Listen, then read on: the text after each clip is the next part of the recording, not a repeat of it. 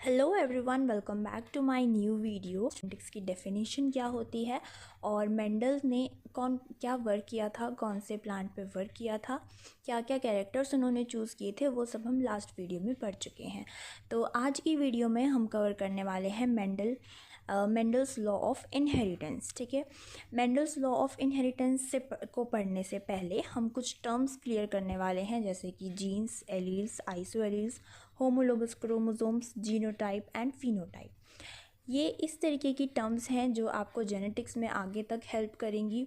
And in my opinion, अगर आप in terms को याद रखना चाहते हैं, नोट डाउन करते रहिए जितनी भी डिफरेंट टर्म्स आ रही हैं, क्योंकि जेनेटिक्स हम जब पढ़ते जाएंगे और ये टर्म्स हमारी आएंगी, और अगर हम इन टर्म्स का मीनिंग नहीं जानते तो वो पूरा सेंटेंस ही काफ़ी कॉम्प्लिकेटेड हमारे लिए हो सकता है। सो इसलिए इन सारी टर्म्स को आप नोट डाउन करके रखिए, ताकि जब भी आप भूलें तो एक बार देख लें और उसके बाद आपके सारे के सारे कंसेप्ट जो हैं वो क्लियर हो जाएं। So let's begin the video. Let's begin with the definition of gene and allele. So as we know, gene is a segment of DNA that determines a specific character.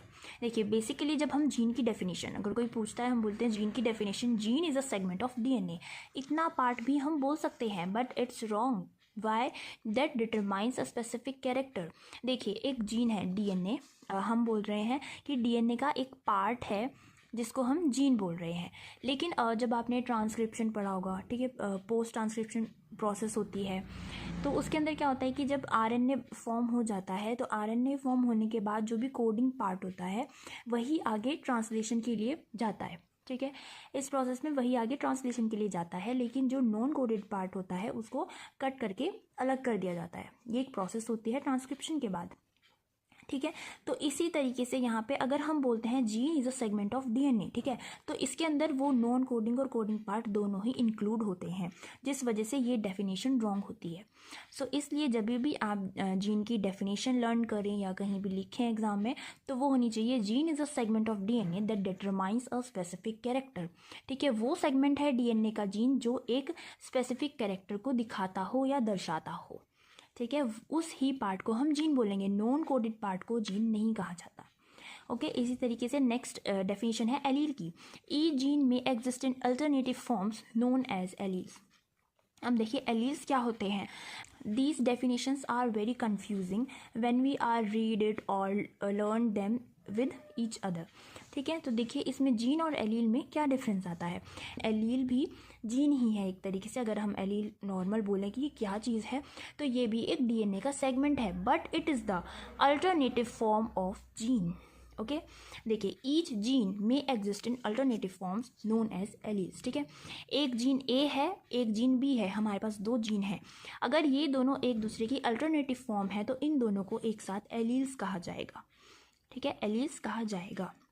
लेकिन suppose alternative forms का मतलब क्या है. देखिए, अगर हम P plant के बारे में ही बात करें, पी प्लांट में ये capital T that means tall plant को शो कर रहा है, और स्मॉल टी स्मॉल प्लांट को शो कर रहा है. ठीक है, ये स्मॉल प्लांट को शो कर रहा है, तो इसका मतलब क्या है कि मतलब दोनों जो हैं ये हाइट को शो कर रहे हैं. ठीक है, प्लांट की हाइट को शो करें. कैरेक्टर एक कैरेक्टर को शो करे, बट उस कैरेक्टर में वेरिएशन है. ठीक है, एक शॉर्ट है और एक टॉल है, तो इस तरीके से ये एक दूसरे की अल्टरनेटिव फॉर्म को शो कर रहे हैं, तो इनको एलील्स कहा जाएगा. अब सपोज इसी जगह पे आपके पास दो जीन्स हैं जो एक हाइट को दिखा रहा है और एक पोर्ट कलर को दिखा रहा है. ठीक है, लेकिन ये दोनों एक दूसरे के अल्टरनेटिव फॉर्म नहीं है, बल्कि डिफरेंट कैरेक्टर्स हैं, तो ये अलग अलग जीन्स कहे जाएंगे, ना कि एलील्स कहे जाएंगे. ठीक है, so this is the main difference of gene and allele. You can see the definition here.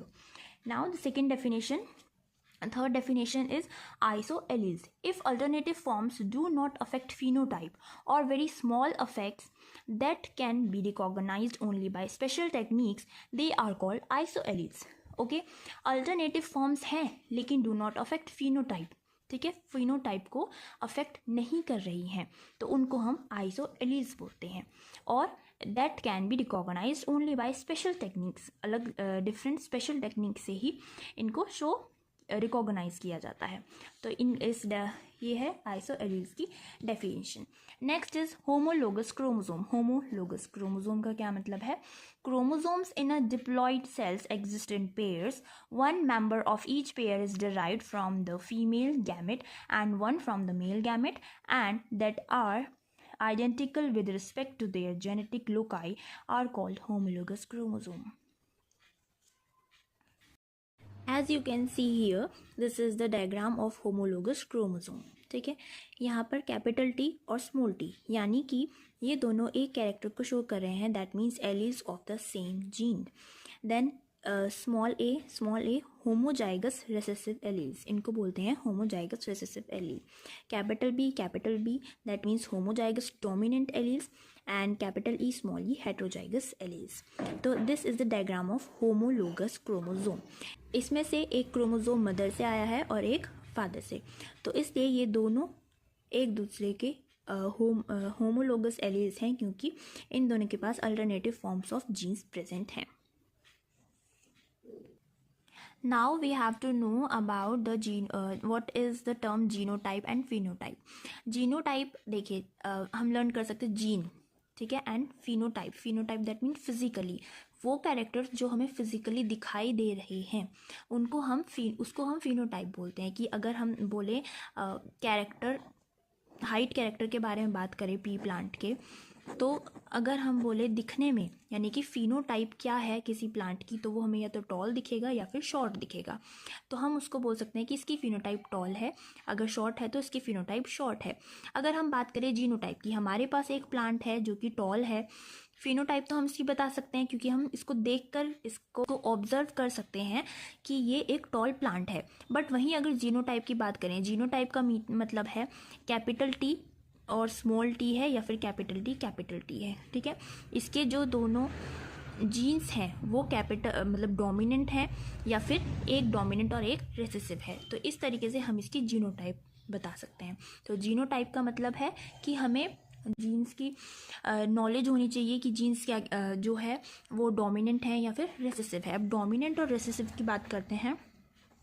Dominant gene और रिसेसिव जीन हम किसको बोलते हैं? देखो, डोमिनेंट जीन होता है जो देखिए जैसे कैपिटल टी और स्मॉल टी है, इसको हम डोमिनेंट को कैपिटल से शो करते हैं और स्मॉल को हम शो करते हैं रेसेसिव के लिए. ठीक है, रेसेसिव को हम शो करते हैं स्मॉल से. सो अगर जो ये टॉल वाला कैरेक्टर है वो सप्रेस करता है स्मॉल वाले कैरेक्टर को, यानी कि कैपिटल वाला स्मॉल वाले के कैरेक्टर को रेसेसिव करता है, तो इसको हम डोमिनेंट बोलते हैं.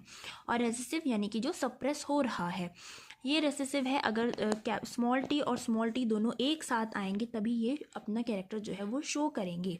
ठीक है, ये डोमिनेंट है, अगर ये अकेला भी है तो ये अपना कैरेक्टर शो करेगा. तो इसका मतलब होता है डोमिनेंट जीन या फिर रेसेसिव जीन. इसी तरीके से डोमिनेंट कैरेक्टर या रेसेसिव कैरेक्टर भी हम बोल सकते हैं अगर हम कैरेक्टर के बारे में बात कर रहे हैं. Now let's learn the Mendel's law of inheritance. Mendel's law of inheritance are applicable to sexually reproducing eukaryotic organisms. Mendel के लॉ थे जो उन्होंने प्रपोज किए थे, वो दो लॉ थे, लॉ ऑफ सेग्रीगेशन और इसको हम बोल सकते हैं Mendel's first law, and law of independent assortment और Mendel's second law. So let's learn with the first law, the law of segregation.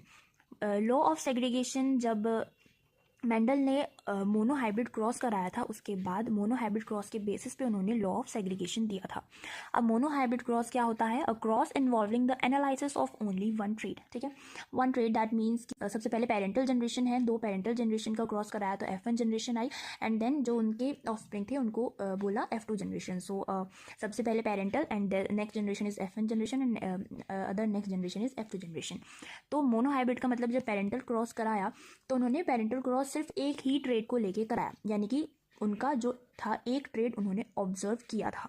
सो वो था हाइट का ट्रेड. ठीक है, so this law states that each individual possesses two alleles for a particular character at the time of formation of gametes. Alleles separate from each other so that each gamete carries only one allele, that is gametes are always pure. अब बात करते हैं हम to breeding plant की.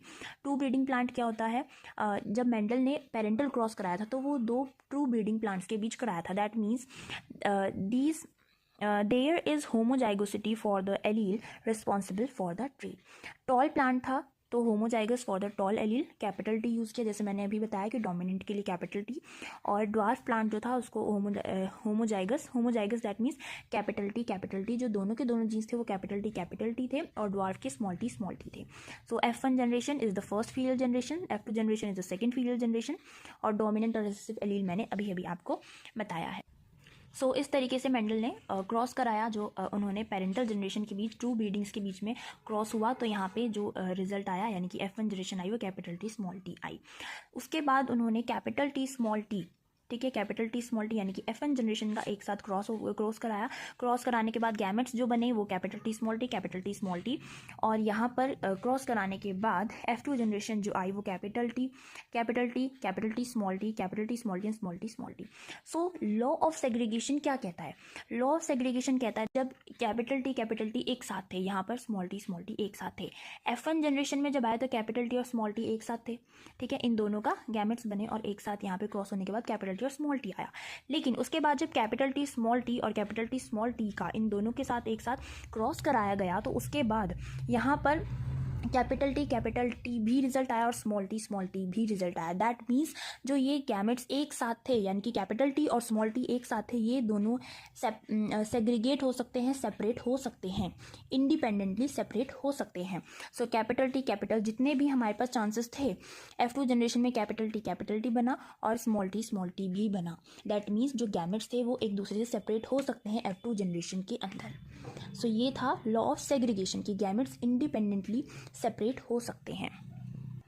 Punnett square proposed by R Punnett, it is used to predict the outcome of simple genetics crosses, ठीक है। सो यहाँ पे जो हमने ये स्क्वायर बनाया किस तरीके से रिजल्ट निकाला, देखो मेल गैमेट्स यहाँ रखे कैपिटल टी स्मॉल टी यहाँ पे फीमेल रखे, एंड देन इनका क्रॉस करा के ऐसे कैपिटल टी और यहाँ पे स्मॉल टी, ठीक है।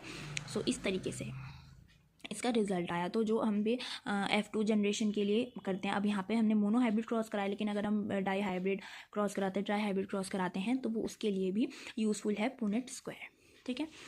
नेक्स्ट क्या है, this result explains that each individual, जो मैंने आपको अभी भी बताया है, जितने भी एलील्स हैं या जीन्स हैं वो एक दूसरे से सेपरेट हो सकते हैं। So this result explains that each individual diploid organism possesses 2 alleles for any particular character.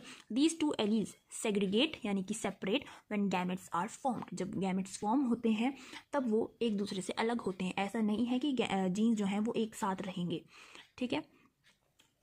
Next आता है टेस्ट क्रॉस की बात करें कि टेस्ट क्रॉस क्या होता है। सो देखिए, जैसे हमने 9th 10th तक मैथमेटिक्स पढ़ी या अभी भी कुछ स्टूडेंट्स जो हैं वो मैथमेटिक्स करते हैं। सो मैथमेटिक्स में बहुत सारे क्वेश्चंस ऐसे हैं कि हमने x की वैल्यू निकाली, देन x की वैल्यू निकालने के बाद हमारे पास एक लास्ट में ऑप्शन होता है कि हम इसको क्रॉस चेक कर सकते हैं कि x की वैल्यू यही है या नहीं है, ठीक है। इस तरीके से कुछ क्वेश्चन हमारे पास मैथमेटिक्स में होते हैं कि हम क्रॉस चेक कर सकते हैं और ये फाइंड आउट कर सकते हैं कि हमारा आंसर सही है या नहीं। तो इसी तरीके से टेस्ट क्रॉस है। अब आप देखिए हमारे पास क्या क्वेश्चन है, पेरेंटल जनरेशन में अगर हम बात करें, हमें प्योर ब्रीड्स के बारे में, प्योर ब्रीड्स का क्रॉस कराना है। प्योर ब्रीड्स का अगर यहाँ पे कैपिटल टी स्मॉल टी हुआ तो ठीक है, हो सकता है कि यहाँ पे कैपिटल टी और स्मॉल टी हो, फिनोटाइप तो वही रहेगा, हमें जीनोटाइप हो सकता है ना। तो वो चेक करने का तरीका है कि हमें यहाँ पे फाइंड आउट करना है कि प्योर ब्रीड है या नहीं है, तो वो चेक करते हैं हम टेस्ट क्रॉस से। देखते हैं डेफिनेशन क्या होती है।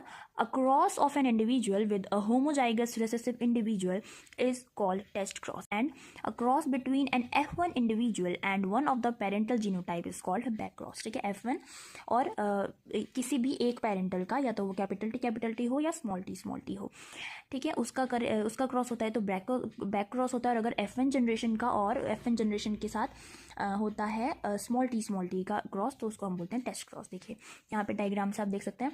अ test cross is generally perform between an individual with a dominant phenotype but of an unknown genotype and an individual with a recessive phenotype to determine the genotype of an individual with the dominant phenotype, ठीक है। तो देखिए इस तरीके से हम check कर सकते हैं कैपिटल टी, अगर कैपिटल टी और स्मॉल टी के बीच में हो रहा है क्रॉस, तो कैपिटल टी स्मॉल टी हमारे पास रिजल्ट आएगा। बट अगर कैपिटल टी स्मॉल टी और इसके बीच में हो रहा है तो हमारे पास एक टॉल और एक ड्वार्फ आएगा। तो इससे हमें पता चल जाएगा कि जो हमने यहाँ पे प्लांट लिया था वो प्योर ब्रीड नहीं था। तो इस तरीके से टेस्ट क्रॉस के अंदर हम फाइंड आउट कर सकते हैं कि हमने प्योर ब्रीड कलेक्ट किया था या फिर वो एक हाइब्रिड था। Now let's come to the next law of independent assortment. A cross that involves the analysis of two independent traits is termed as dihybrid cross. ठीक है, डाईहाइब्रिड क्रॉस क्या होता है? अब ये जो है लॉ वो डाईहाइब्रिड क्रॉस के बेसिस पे मेंडल ने दिया था, प्रपोज किया था। सो डाईहाइब्रिड क्रॉस का मतलब, मोनोहाइब्रिड क्रॉस का मतलब है कि एक ट्रेड इन्वॉल्व हो, यानी observation of one trade, and dihybrid cross का मतलब है ऑब्जर्वेशन ऑफ टू ट्रेड्स। ठीक है, the law states that in dihybrid cross assortment of one gene occurs independently of the other non-allelic gene at the time of gametogenesis। ठीक है, जिस तरीके से हमने पिछले लॉ में देखा था कि जीन्स जो है वो इंडिपेंडेंट अशॉर्ट है, ठीक है, इंडिपेंडेंटली वो सेपरेट हो सकते हैं, इसी तरीके से यहाँ पर बात हो रही है law of independent assortment. That means जो कैरेक्टर्स हैं वो भी एक दूसरे से इंडिपेंडेंट हैं। दैट मीन्स अगर टॉल प्लांट और येलो कलर, टॉल प्लांट जो है वो येलो कलर शीड से का प्लांट है, पहला जो हमारे पास है टॉल प्लांट और येलो है, और दूसरा वाला जो हमारे पास है वो शॉर्ट प्लांट और ग्रीन शीड है। ठीक है, तो ये जो कैरेक्टर्स हैं ज़रूरी नहीं है वो टॉल वाला येलो के साथ ही रहे और जो ड्वार्फ वाला है वो ग्रीन के साथ ही रहे। जो टॉल वाला है वो ग्रीन के साथ भी आ सकते कैरेक्टर्स हैं, वो भी एक दूसरे से इंडिपेंडेंट हैं, वो भी एक दूसरे से इंडिपेंडेंट होके सेपरेट हो सकते हैं। इसी तरीके से वेरिएशंस आती है। ठीक है, प्लांट के अंदर वेरिएशंस आती हैं। Now let's learn with the help of diagram. यहाँ पे मेंडल ने येलो और राउंड शीड लिया है और यहाँ पे ग्रीन और रिंकल्ड शीड लिया है। ठीक है, देखिए प्योर ब्रीड्स हैं। इस तरीके से ये क्रॉस ओवर हुआ तो येलो राउंड शीड आया F1 जनरेशन के अंदर। फिर अगर हम बात करें F2 जनरेशन जब बनेगी तो येलो और राउंड शीड के बीच में जब क्रॉस होगा तो यहाँ पे पुनेट स्क्वायर की हेल्प से दिखाया गया है कि कौन कौन से आ सकते हैं। तो देखो येलो और राउंड, ठीक है, ये वाला है येलो और राउंड। फिर यहाँ पे भी यू कैन सी हियर, देखो ये तो प्योर ब्रीड हो गई। फिर यहाँ पे ग्रीन और राउंड, ग्रीन और राउंड पेरेंटल नहीं था लेकिन ग्रीन एंड राउंड भी बना है, एक डिफरेंट कैरेक्टर जो है वो यहाँ पे बना है। तो इस तरीके से ये शो किया गया है इस लॉ के थ्रू कि लॉ ऑफ इंडिपेंडेंट अशॉर्टमेंट वो है जो कैरेक्टर्स भी एक दूसरे से के इंडिपेंडेंट हो, एक दूसरे पे डिपेंडेंट ना हो। So these are the Mendel's law. I hope you like this video and please write the queries in the comment, and thank you for watching.